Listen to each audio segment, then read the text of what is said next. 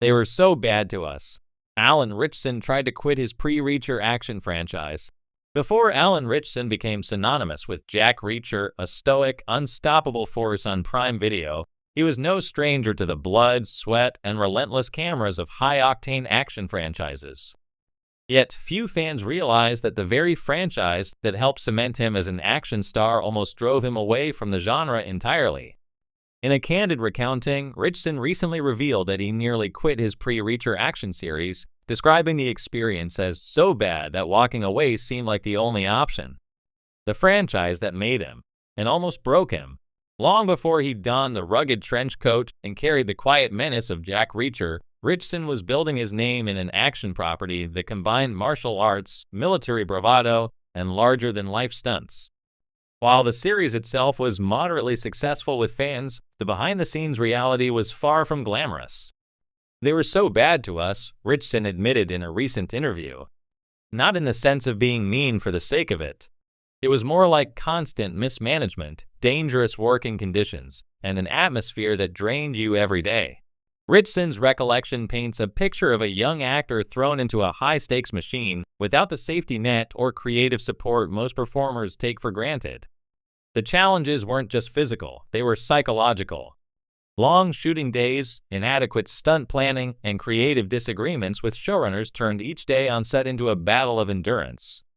When the stunts almost stunt the star, one of the more harrowing episodes Ritchson shared involved a stunt gone awry on his first season. It was supposed to be a simple fall, he recalled. 2 hours of prep turned into 10 because the coordinators were changing things on the fly. I landed wrong. Could have been a career-ending moment. And no one took responsibility, they just shrugged. Ritchson's natural athleticism and martial arts training often masked the lack of planning, but the constant strain left him questioning whether the action genre was worth it. I love doing stunts. I love physical storytelling, he said, but you shouldn't be risking your body because someone didn't plan the shot properly. These experiences aren't unusual in the high-octane world of action, TV, and film, but they left a lasting impact. For a young actor hungry for creative fulfillment, the toll was both physical and emotional. I started thinking, maybe this isn't for me. Maybe I should step away from action entirely before I get hurt or worse, burnt out. The pressure cooker of creative compromise. Aside from physical dangers, Ritchson struggled with creative limitations. The franchise, built on formulaic action sequences and predictable story arcs, often demanded that the actor prioritize spectacle over substance. There were scripts I didn't love, scenes I felt were unnecessary, but we had no say, he said. You do your best, but it feels hollow when you're not connected to the story. This disconnect between performer and material contributed to Ritchson's growing frustration.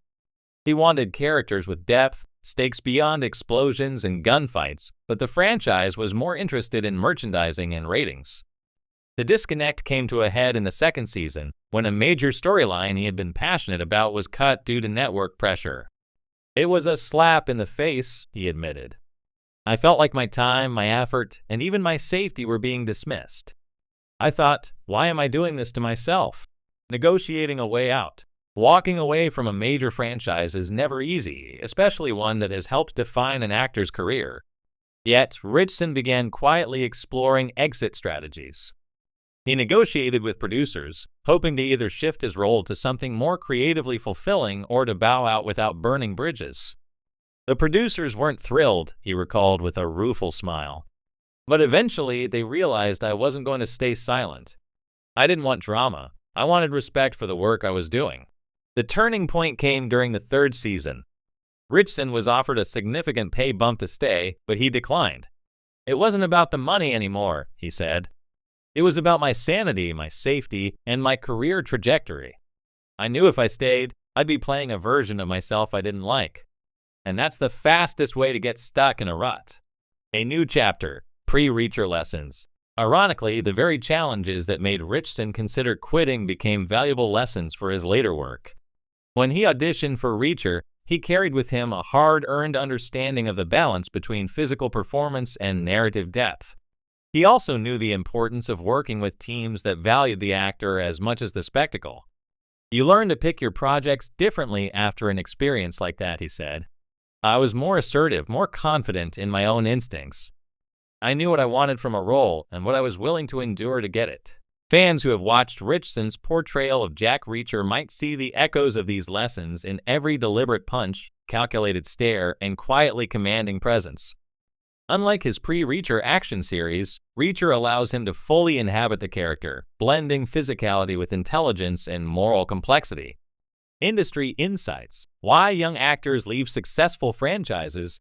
Ritchson's near exit highlights a broader trend in Hollywood, where actors sometimes leave successful franchises to preserve creative integrity or personal well-being. The action genre, in particular, demands an unusual combination of physical skill, mental endurance, and trust in behind-the-scenes teams. When that trust erodes, actors are often faced with tough decisions. Veteran stunt coordinators and directors note that young stars like Ritchson are increasingly savvy about these dynamics.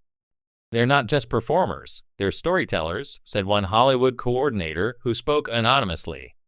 "If a project doesn't respect their craft, or worse, puts them at unnecessary risk, they'll walk. And good for them." You can't replace safety and creativity with explosions. Ritchson's story also underscores the personal stakes. Many fans focus on the glamour and action, but the reality is grueling. Long hours, extreme physical demands, and constant scrutiny can make even successful franchises feel like pressure cookers.